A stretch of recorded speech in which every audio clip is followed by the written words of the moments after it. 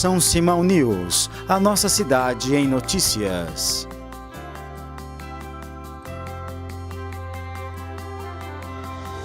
E em homenagem aos 200 anos de nossa cidade, vou trazer um pouco das histórias de nossa cidade. Das famílias, das pessoas, histórias contadas pelo próprio povo. Vamos conhecer hoje o poeta, fotógrafo, cinegrafista, engenheiro Laudo Bernardes, e que nos encanta com as suas postagens Caminhos do Tamanduá.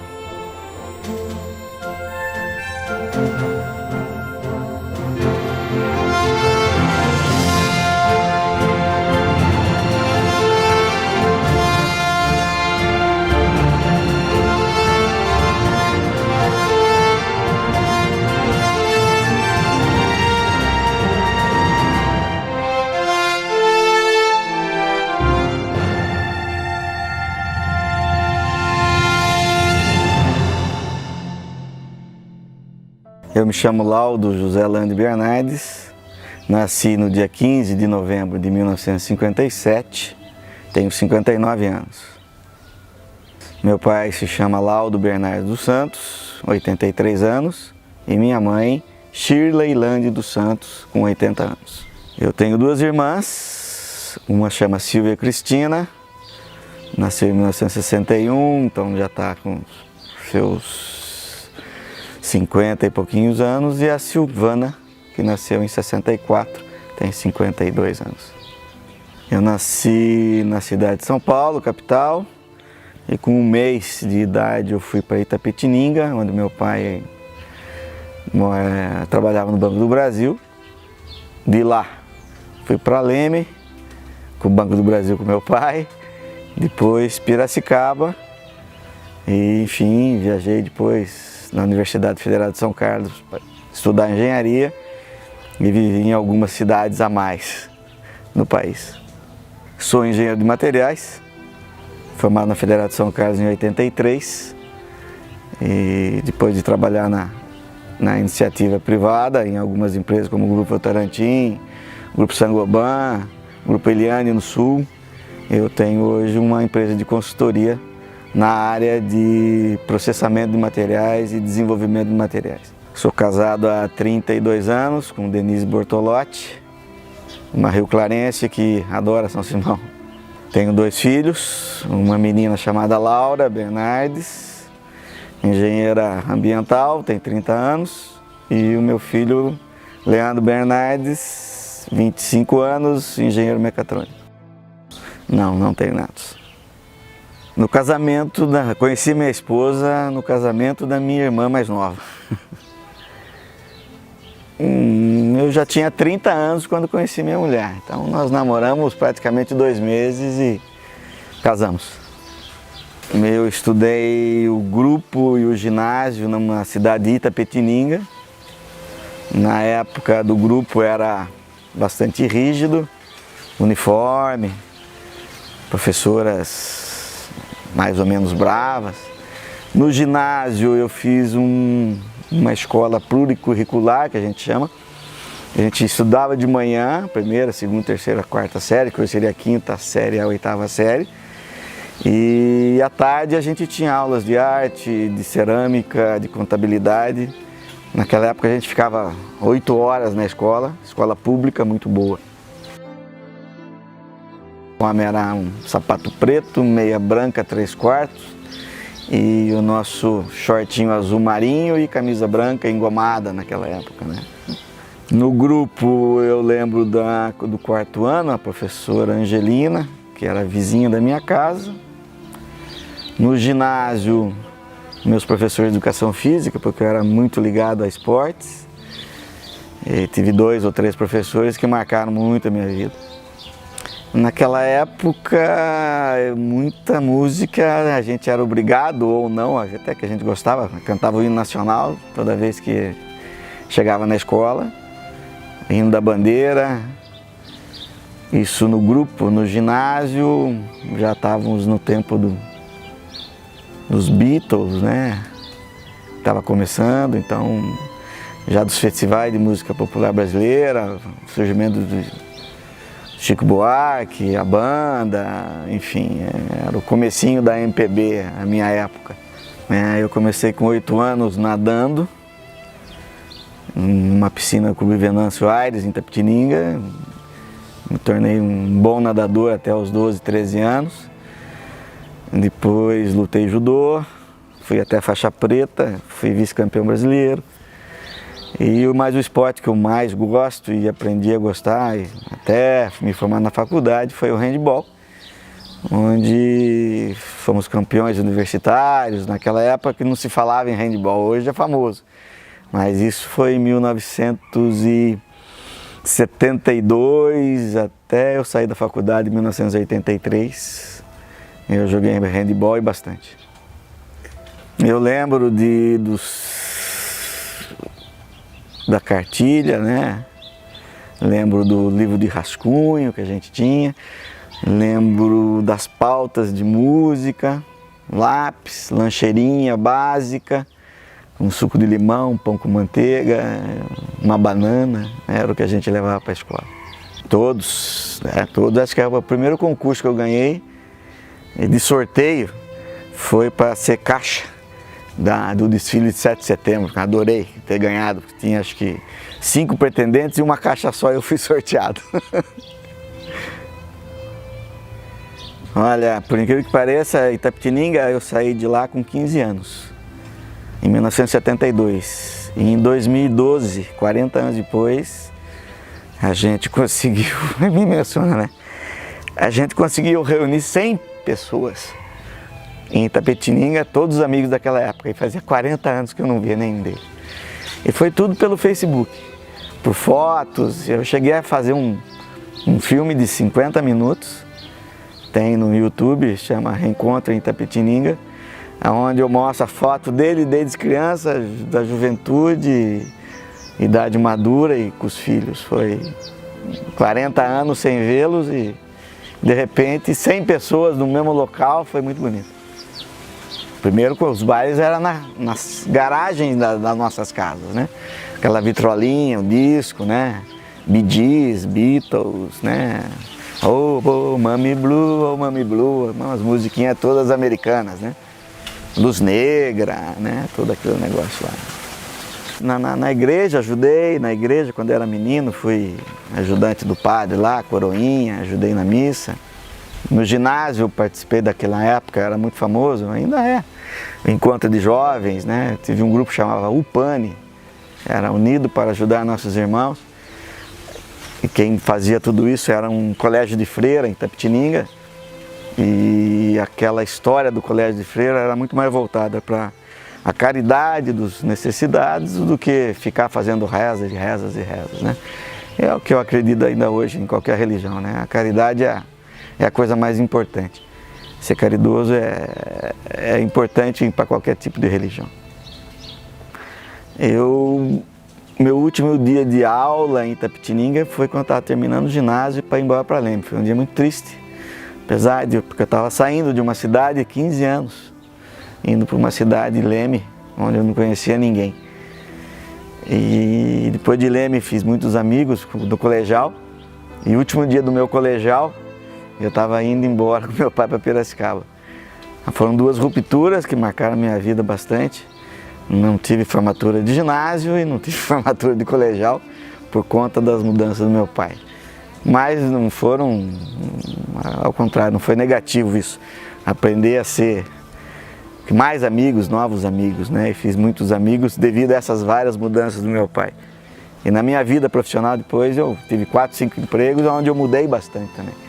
E aprendi e fiz vários amigos devido a essas mudanças, que são rupturas, sai da zona do conforto, mas você aprende a viver melhor com isso, né? É bom, é gostoso. Essa é uma coisa bastante arraigada, né? Desde que eu acho que eu entrei no Tamanduá a primeira vez com 3 meses de idade. Tenho fotos de com 7, 8 meses com meu pai, com meu avô. Nunca estudei em São Simão, nunca morei em São Simão. Mas venho aqui desde os 6 meses de idade. Por conta de todas as férias do meu pai, eu estava aqui com ele, em julho, e todas as férias do meu avô, em dezembro e janeiro, eu estava aqui com ele também. E aqui, muitos são parentes, muitos tios, muitos primos.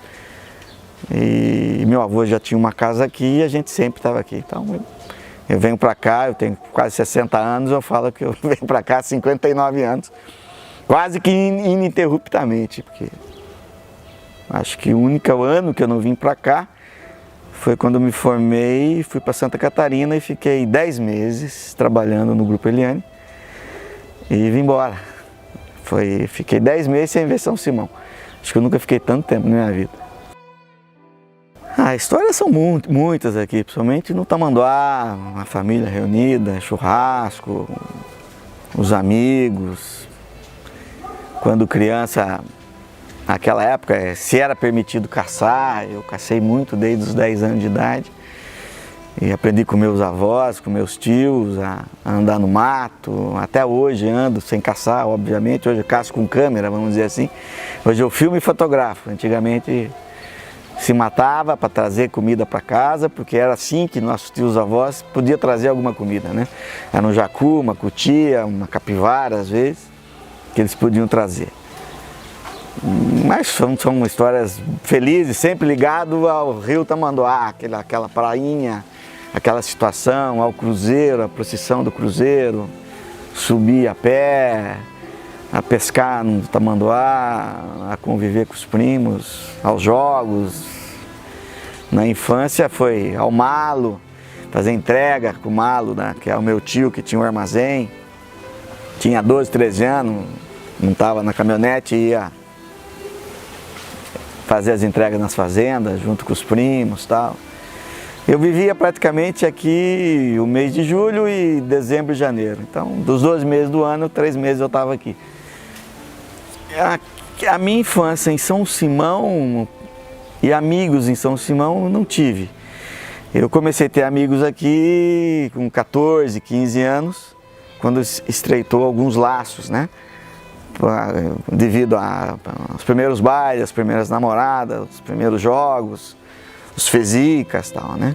Então, amigo de infância eu tive muito em Itapetininga, um pouquinho de adolescência em Leme.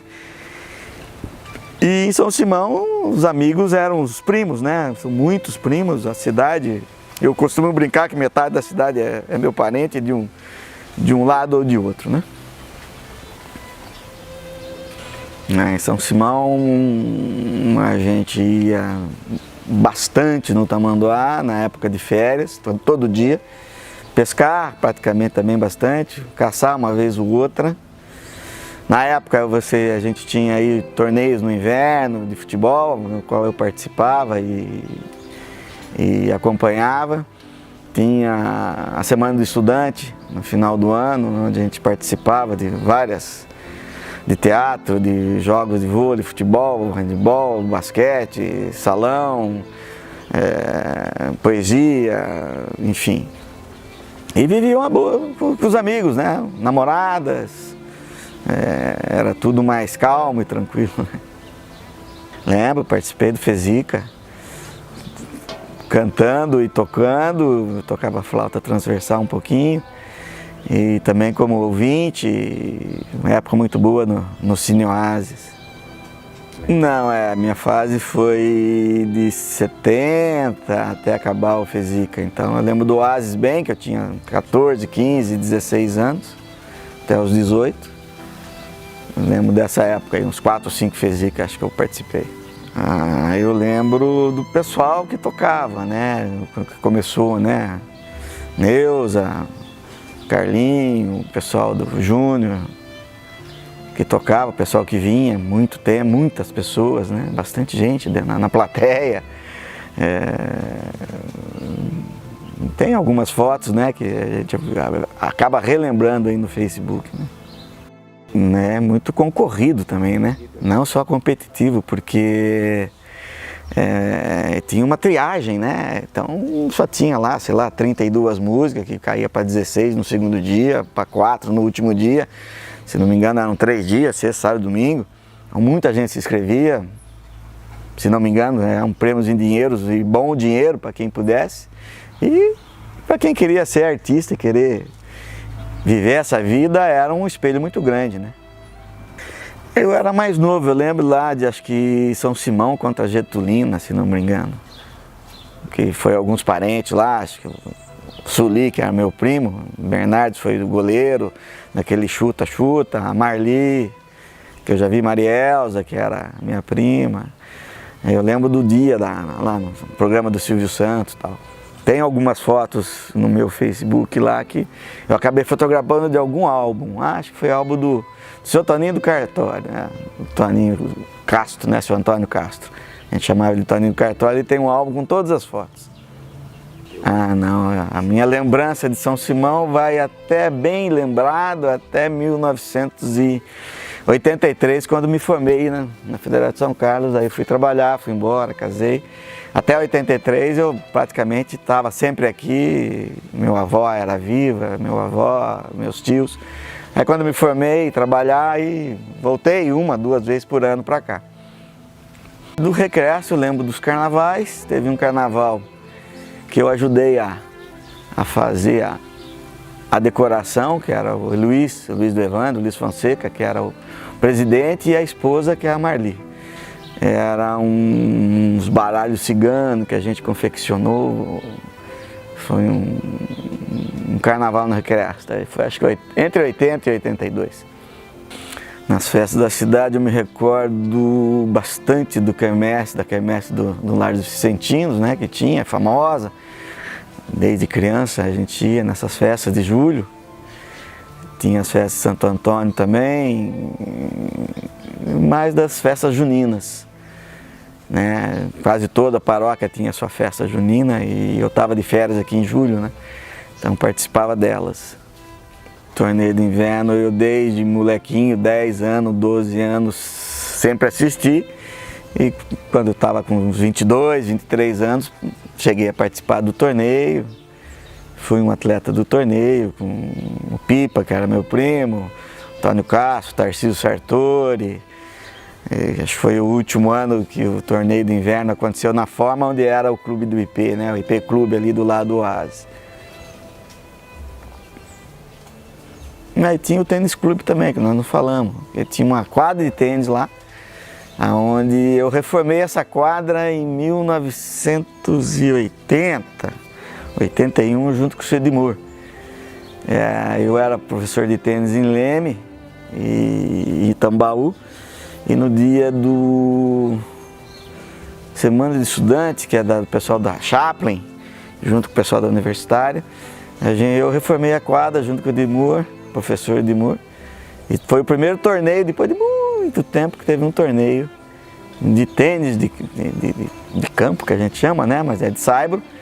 E eu acabei ensinando o Pipa a jogar, acabei ensinando muita gente a jogar que nem sabia, para acontecer o torneio. E um desses que aprendeu a jogar tênis na época foi o Zoca, e que virou professor de tênis, né? Em Ribeirão Preto, e até hoje ainda, acho que dá aula de tênis. Nós reformamos a quadra para a Semana do Estudante. Eu sei que depois de um tempo essa quadra de tênis ali foi judiada, depois foi reformada, acho que pelo Tufi, e depois foi abandonada de novo, e hoje está abandonada ainda, que às vezes eu passo por ali, estão fazendo uma cobertura lá no ginásio, que eu não sei quando que vai acabar aquilo. Mas a quadra, não tenho ideia se vai ser reformada ou não. Não é um esporte que a molecada gosta hoje, não. De política eu lembro do Chafi Jorge, que era o prefeito, eu lembro do Padre Plínio, na época. Foi nessa época que aconteceram esses eventos. Teve meu tio, Felício Bacan, que foi vereador, o próprio Malo Bernardes foi vereador em São Simão. Tive alguns parentes, né, na vereança aí, né, como vereadores. Mas como eu vivia aqui na época de férias, né, então não acompanhava a cidade politicamente, não votava aqui também. Não, o que me marcou sempre foi o Marcelo Grasman, que era irmão do Valdo Grasman, que foi amigo do meu avô, né? Estudaram junto em Campinas. E por ser, tinha essa intimidade do Duvaldo Grasman ser. E ele era um bom tenista, né? Cheguei a jogar tênis com o seu Duvaldo Grasman, ele já estava com quase 80 anos nessa quadra que nós reformamos. E ele ficou muito emocionado. E quem foi o juiz dessa partida foi o seu Edmur, sentado na cadeirinha dele lá, já quase não enxergando. E quando a bola ia fora e ia dentro, o pessoal que soprava para ele. Aí ele dava o ponto ou não, conforme a necessidade. Eu moro aqui já há um ano. Estou morando em São Simão há um ano. Construí uma casa aqui, tenho o meu escritório aqui de engenharia, de consultoria, eu tenho uma empresa de consultoria técnica. Então, eu digo que voltei para São Simão sem nunca ter ido embora, porque sempre estive aqui.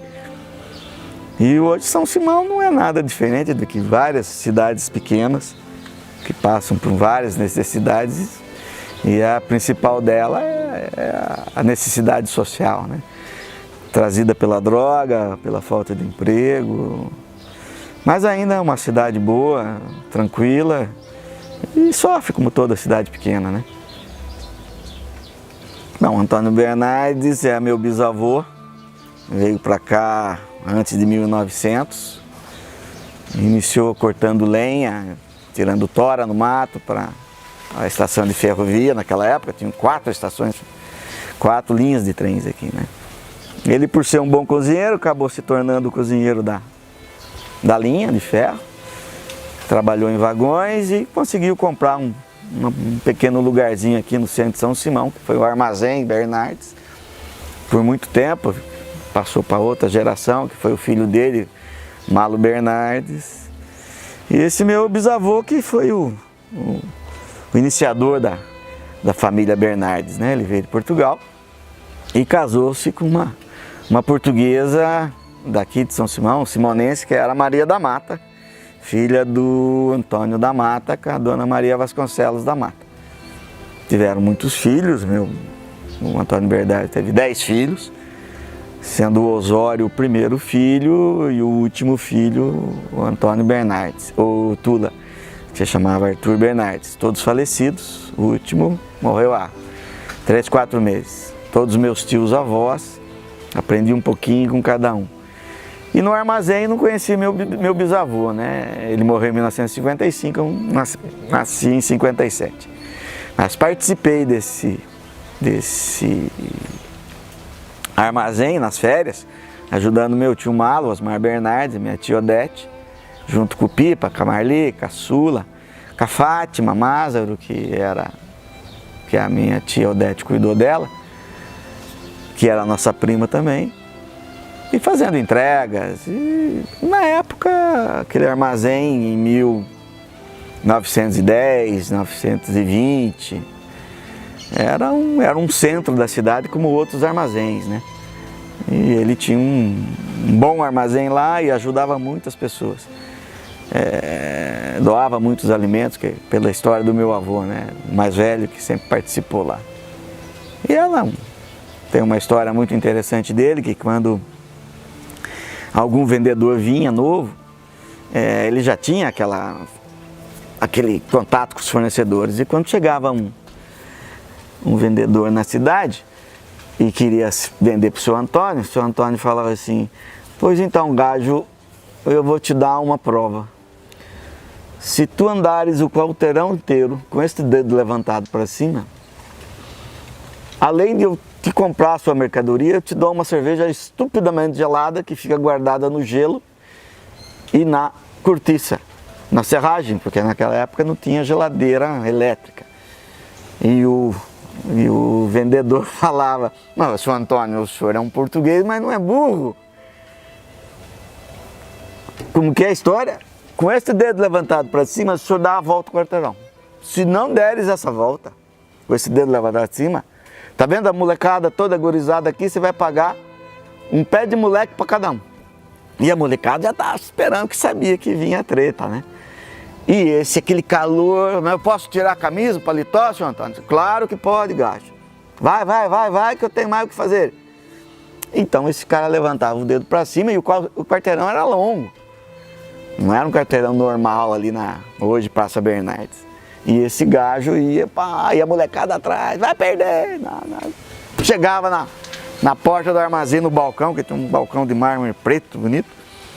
Pois aqui, seu Antônio, tá aqui, ó. Falei assim, não, erraste, gajo, erraste. Como, senhor? Você não entendeu? Você não entendeste o que eu te falei? Eu te falei para você dar a volta no quarteirão com este dedo aqui levantado para cima. Este meu dedo, não o teu dedo. Perdeste. Mas paga a paçoquinha e o pé de moleque e vai virar meu fornecedor porque você correu bonito. Essa era uma história de Antônio Bernardes, contado pelo meu avô. Avô. Né, o pai, né, seu Antônio Bernardes, a cuidar do balcão.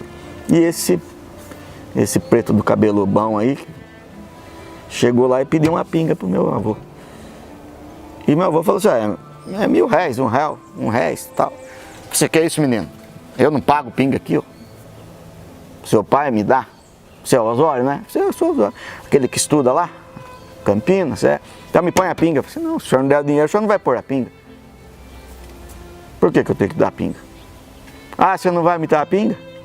Então, amanhã eu vou te mandar uma cobra. Pra você aprender, menino.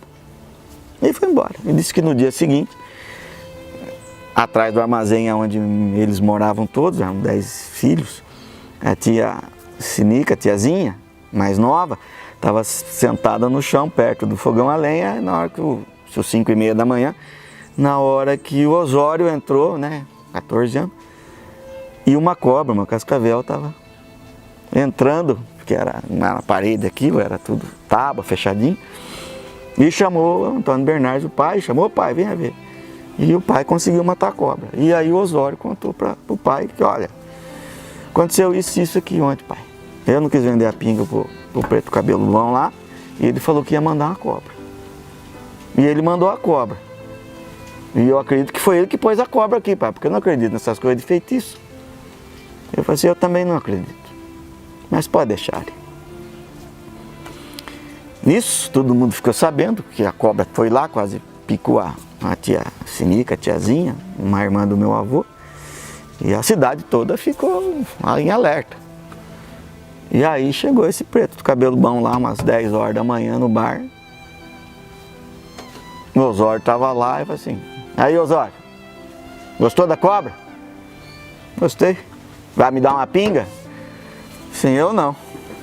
Quem vai dar uma pinga é meu pai. Aí a história conta que o Antônio Bernardes pegou um rolo de fumo, dobrou no meio, pulou o balcão, agarrou esse homem de uns 2 metros, ele era 1,60 m, meu bisavô meio troncudinho como eu, mais forte, jogou ele no chão e rasgou a camisa dele com o fumo de corda, na corda mesmo, fumo de corda na costa, para você aprender a não mexer mais com a minha família. Isso é a história que me conta, né? Contaram meu avô. E esse homem disse que caiu para a mata, tudo machucado. E a história na cidade que agora, no dia que esse feiticeiro voltar, acabou a família Bernardes. Ele vai jogar um feitiço tão grande que não vai parar ninguém. E disse que depois de um mês que ele sarou das feridas dele, ele voltou no armazém. Meu avô já estava estudando, não era férias. E o povo, metade de São Simão foi lá para a praça. Agora a coisa ferve. Ou o seu Antônio mata ele, ou ele vai fazer um negócio lá e todo mundo queria saber o que era. Ele chegou no balcão, olhou para o seu Antônio, para a dona Maria, tudo bem, tudo bem. Tirou uma moedinha de R$1.000, que era a pinga. O senhor me dá uma pinga? O senhor me vende uma pinga? O seu Antônio botou 2 pingas. Pessoal, uma é que o senhor vendeu. E a outra, para te pedir desculpa, porque minha cabeça ficou muito cheia naquela hora e eu fiz aquilo que eu fiz e não me arrependo, mas estou pedindo desculpa. E o povo tudo esperando. E agora acontece. Ele bebeu as 2 pingas, saiu, na hora que tinha um degrau um pouquinho alto ali, 2 degraus. Na hora que ele saiu, o povo me perguntou, ô preto cabelo bom, Perdeu, perdeu o ofício, acabou a feitiçaria. Você saiu daqui falando que ia acabar com a família Bernardes, o que acontece? Só uma coisa acontece. Depois você chama aquele homem português lá, aquele seu Antônio Bernardes aqui, fala para ele pegar a camisa, abrir os botões e abrir. Veja o que tem no peito dele. E aí, seu Antônio, vem aqui. Aí o seu Antônio vem lá.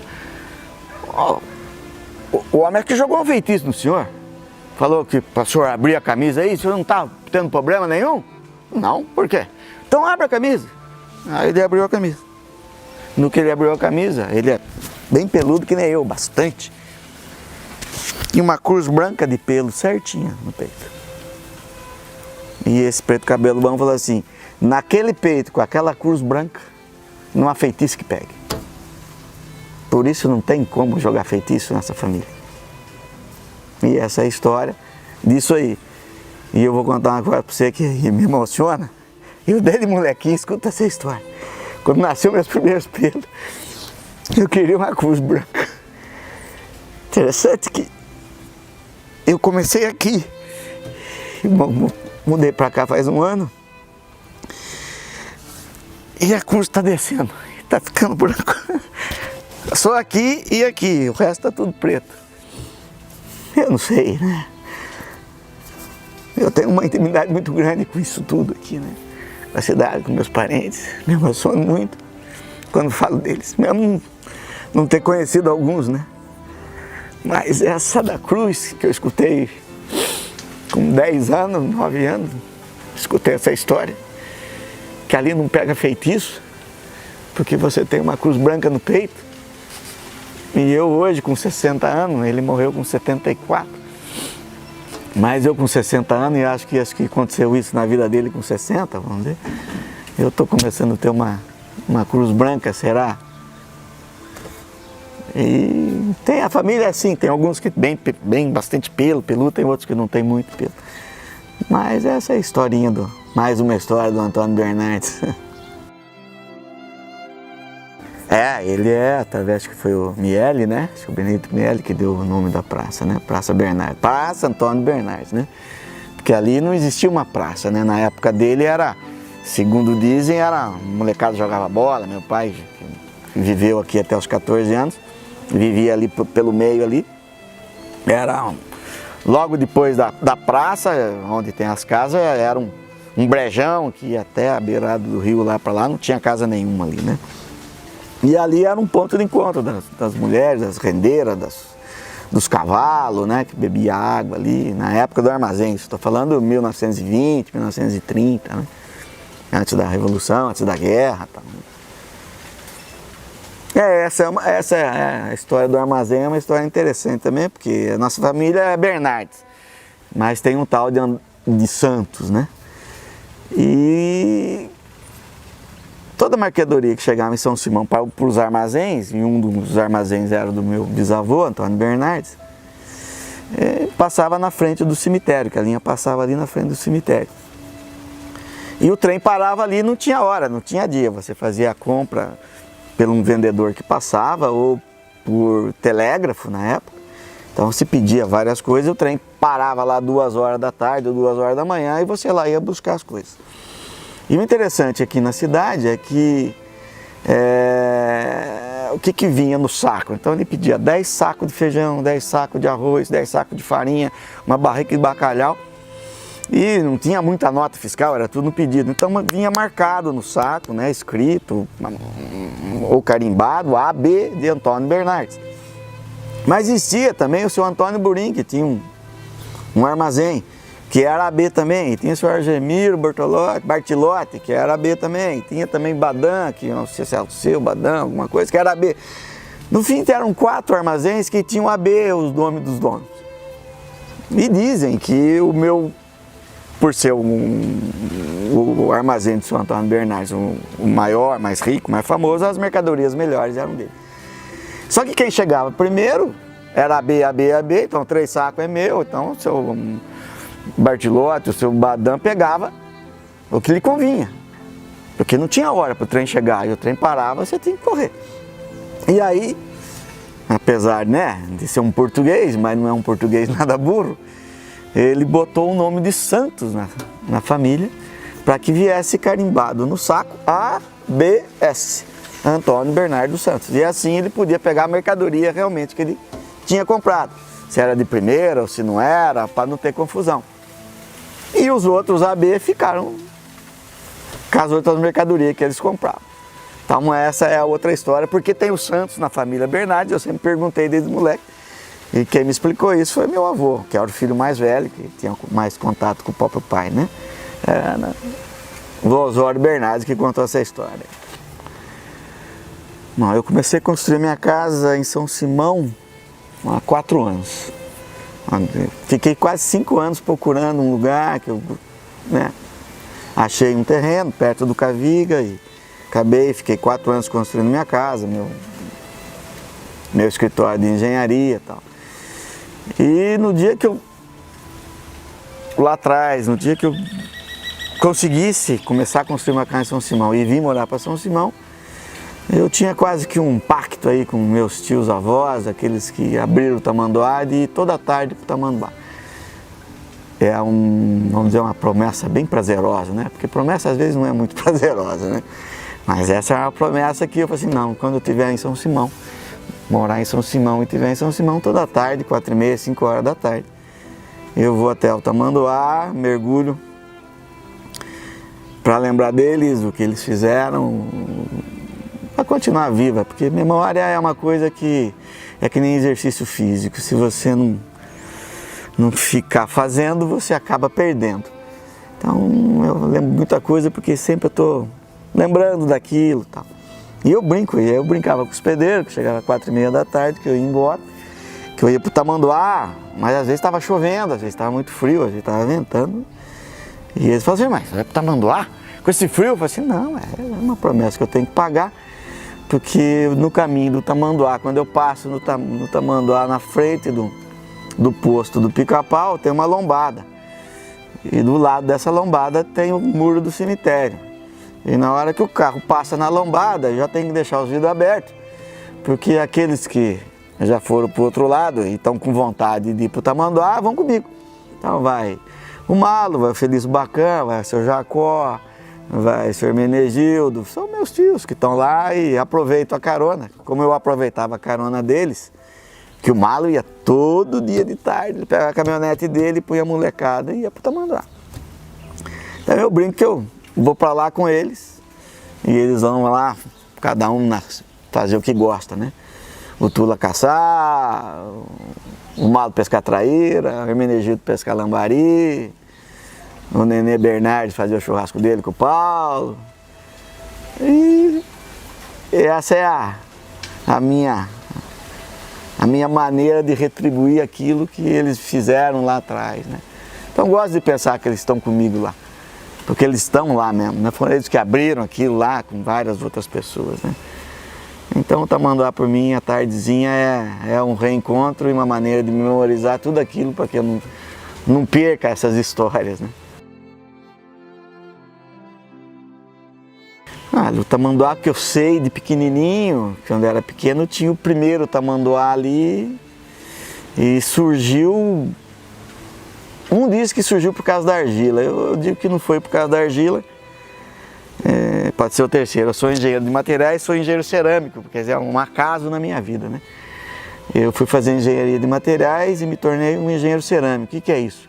Engenheiro cerâmico é aquele que trabalha com argila, com barro, que faz tijolo, faz prato, faz vaso sanitário, faz bico de aeronave. E por acaso, na universidade, eu descobri que a melhor argila do Brasil se chama Argila São Simão. Eu não sabia disso. Não fui fazer engenharia de materiais por causa da Argila São Simão. Até faria se eu soubesse.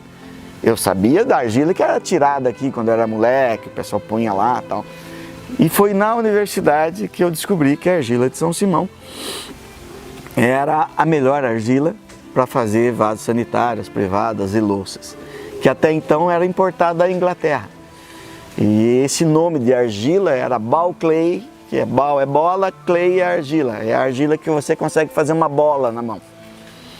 E essa argila, quem descobriu aqui, em São Simão, e pouca gente sabe disso, essa é uma história muito interessante de contar, foi um professor da USP, que era amigo do Dr. Luizinho do Vale, que é o dono dessa fazenda toda de 800 alqueires aqui, e um dia ele vindo visitar isso em 1900, foi depois da guerra, 1945 acabou a Segunda Guerra, e ele veio visitar o Dr. Luiz aqui, o Dr. Luiz do Vale, nessa fazenda que ele tem bonita. Ele já tinha, acho que 800 alqueires, 1000 alqueires aqui.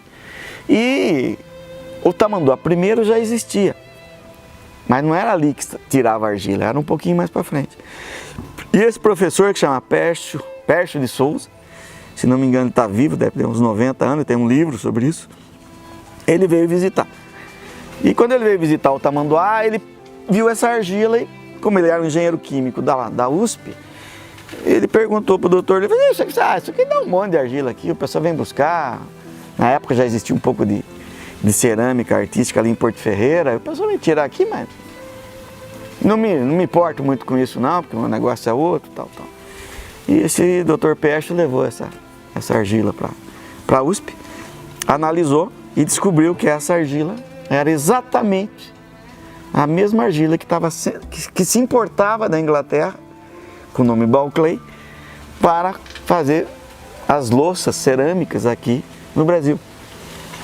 E ele, por ser sócio da Celite, a antiga Celite, que hoje não existe mais, introduziu essa argila a São Simão. E aí ela ficou famosa, porque daí ela foi para todos os cantos, tal. Mas foi uma coincidência muito grande. Era um amigo de alguém que veio aqui e acabou descobrindo essa argila. Aí começou essas extrações um pouquinho mais para frente, que a gente chama de Tamanduá 2 e Tamanduá 3 e tal, né? Aonde é da Fazenda Fortaleza ainda, do Dr. Luizinho, que faleceu faz 2, 3 anos, mas é a família que toca com cana e alguma coisa, né? Então a argila de São Simão, hoje, como era na época, não existe mais, acabou. Ainda existe um pouco na mineração da Arci, na Mateus Leme, lá em Bento Quirino, mas mesmo assim não era uma argila, naquela época a argila era uma argila quase pura. Quando a gente fala em argila pura, é quanto de areia solta tem. Hoje a nossa argila que a gente tira aqui tem 15% de areia solta, que é ruim para aplicação cerâmica. Naquela época tinha menos de 1%. Então era uma argila que era um visgo na mão da gente, a gente passava, fazia bonecos, tinha preta, cinza e branca, né? Hoje é uma mistura que existe muita argila boa, mas está em reserva florestal e não pode ser tocada. Não. O Tamanduá 2 e 3 eu participei da... Não, eu acho que sempre existiu porque tem um livro e um relato de Dioguinho, em 1800 e pouco, que o bando ficava lá. Um dos livros do Dioguinho, sobre Dioguinho, escrito para aquele menino de Santa Rosa lá, acho que é daquele livro lá de Santa Rosa, o Garcia Duarte lá. Tem uma passagem naquele livro que pouca gente entende. E ele escutou da dona Zita lá e do seu Antônio. Quem mais falava de Dioguinho era, eu chamo a avó da Cacá, que é Cocó Cucu lá, que morava ali do lado do seu Milton, da Aline Monteiro, ali do seu Milton Monteiro. Mas a dona Zita, né? Dona Zita, né? Eu conhecia a dona Zita. E ela que contava as histórias do Dioguinho, segundo alguns relatos por aí. Que eu também andei correndo atrás, mas do Tamanduá ali, a gente tem uma foto famosa que é errada, que é foto de 1951, é mentira, porque aquele Fusca lá é de 1966 e tal. 71 a foto. É, isso. Foi digitar errado. Ah, tá, porque é impossível, né? No máximo ia ser 67, 68, porque os Fuscas ali é tudo 66, 67. Meu pai tinha um 668, então não tá errado aquela foto lá. Mas ali tem, quem conhece bem a história do Tamanduá ali, para dizer um pouquinho melhor, eu falo para você que é a mulher do Tamborim, que casou com daqui da esquina, porque a primeira barraquinha no Tamanduá foi do Tamborim, não sei se sabia. É, de lona preta, aquela foto de 71 é o Tamborim. que tá lá. Aquela loninha, depois que fez a casinha lá, que hoje lá tá. Mas o Tamborim começou. Sabe quem tem essa história certinha e sabe direitinho? O Baia. Eu conversando com o Baia esses dias lá no Tamanduá, à tardezinha. O que tá acontecendo agora? Virou um ponto de referência, 4h30, 5 horas da tarde, sabe que eu tô lá. E aí às vezes aparece o Heron à tarde lá para conversar, às vezes aparece o Baia, e aí a gente começa a reviver, como o Heron que teve a pizza lá, e você sabia que o pai do Heron teve uma cerâmica artística aqui, do outro lado do rio? Também, ninguém sabe, não tem registro. Tá a casinha velha abandonada lá ainda. Descendo a rua do bar da Dona Cida, cai um casarão lá, tem? O rio passa ali. Subindo aquele rio, tem uma casinha quebrada. Ali foi uma cerâmica do pai do Heron. E a primeira pizzaria, você sabe que não foi ali, né? Foi no outro lado. Não, tem essa história que ninguém contou. Agora o Baia sabe a história. O Baia sabe a história certinha do pai dele. Porque ele era pequenininho, ele lembra que ele ficava ajudando ali na Kombi com o pai, que trazia que levava, não tinha energia elétrica, era umas caixas de isopor e tal. Se quiser saber do Tamanduá, da origem do comércio, vamos dizer assim, da prainha, e quem acha que foi o primeiro cara que sacou isso foi o Tamborim, né, o pai, né? Que a pessoa ia tomar banho lá, mas cada um levava a sua marmitinha, sua cervejinha, a sua pinguinha, né? E acho que ele que sacou esse negócio de ir pra lá. Primeiro com... O Baia me contou até onde ele comprou o trailer. Ele sabe. Foi aqui em Pirassununga, naquele caso de então, você passa em Pirassununga, não tem uns caras que vendem trailer. Diz que desde aquela época aqueles caras vendiam trailer. Ele comprou um trailer usado lá. Esse primeiro trailer dele aí, que é esse aí. Que tá o Baia até hoje. Então lá do Tamanduá. Agora, antes do Tamborim, quem podia contar não tá vivo, né? Seria o Tula, o Felício Bacan e o Malo, né? Que eram uns três, e o seu Jacó, pai da Maria Silvia, como é o nome dela? Maria Silvia, né? Silvia Viale. Seu Jacó, que era amigo do Malo e do Felício Bacan. Aliás, Felício Bacan e seu Jacó eram um e carne, né? Ou cu e cueca, a gente chamava, não se largava. E iam para Tamanduá, abrir e tal. Agora, o último, terceiro, onde está o Toninho lá e tal, aquele quando eu tinha 14 anos, 15 anos, a gente ia caçar, o pessoal lavava caminhão ali. Era só uma entrada para o caminhão entrar e lavar caminhão, não tinha aquela prainha, não tinha nada. Dali para frente a gente caçava, e muito.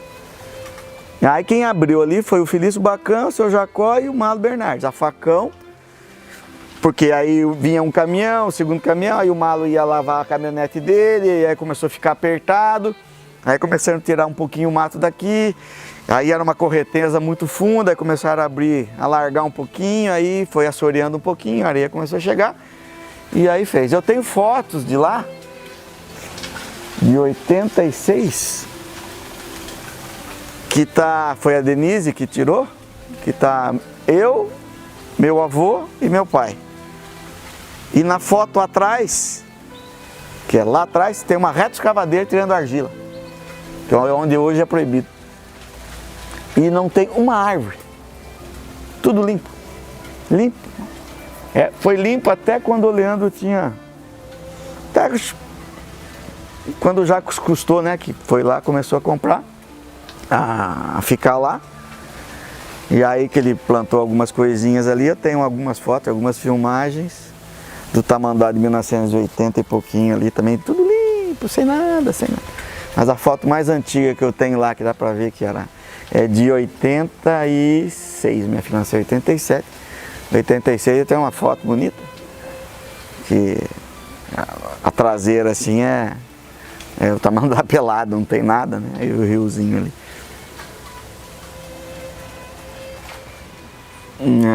Eu não penso assim, né? Voltar no tempo e fazer o que gostaria de fazer é uma coisa que eu acho que eu fiz de tudo que eu quis fazer. Me formei no que eu queria, trabalhei como eu queria, dificuldades a gente tem, casei com o que eu queria, tenho 2 filhos ótimos. Estou cumprindo um sonho que eu quis quando eu tinha 30 anos de idade.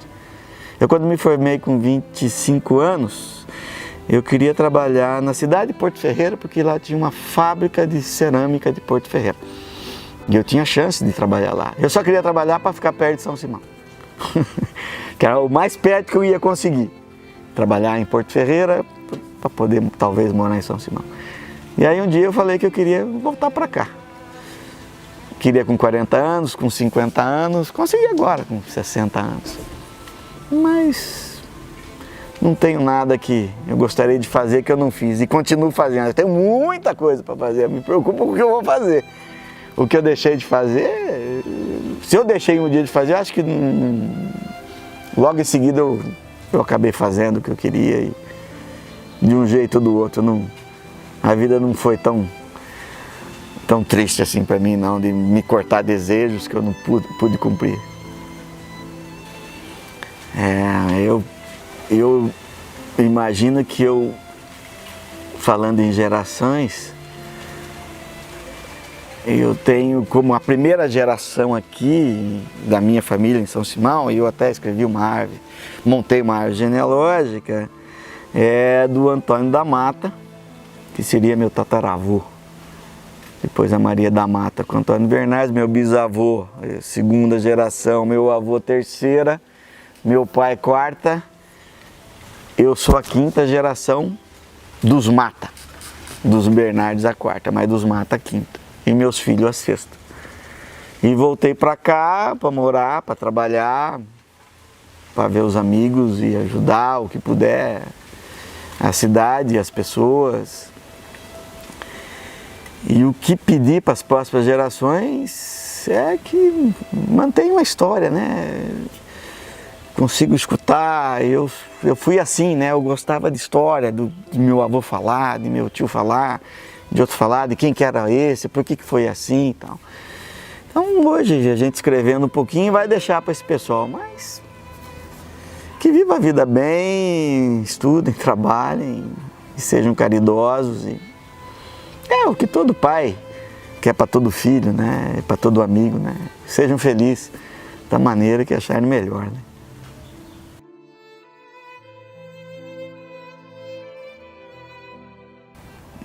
Talvez vamos voltar naquela história de lembrança, eu ser lembrado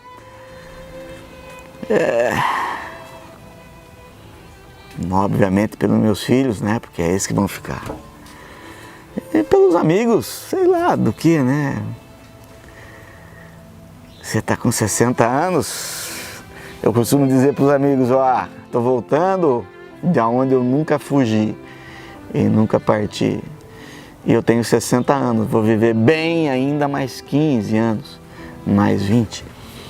Quando você faz essa retrospectiva, que você já viveu 60 e tem mais 15, alguns assustam, falam assim, mas assim, é verdade, gente. A gente está em 60, até os 75 todos da família viveram bem. Até os 80 alguns, depois dos 80 precisaram de ajuda, ou no caminhar, ou no andar, porque estão doentes. Então eu só tenho mais 15 anos. Nesses 15 anos vou ser o mais caridoso possível, o mais amigo possível.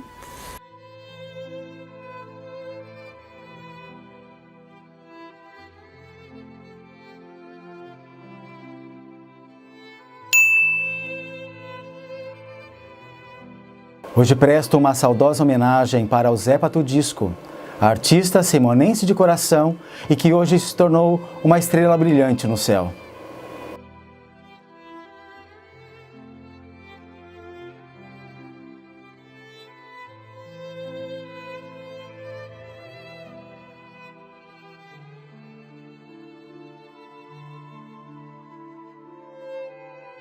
Eu fico por aqui e até breve. Uma boa semana para todos.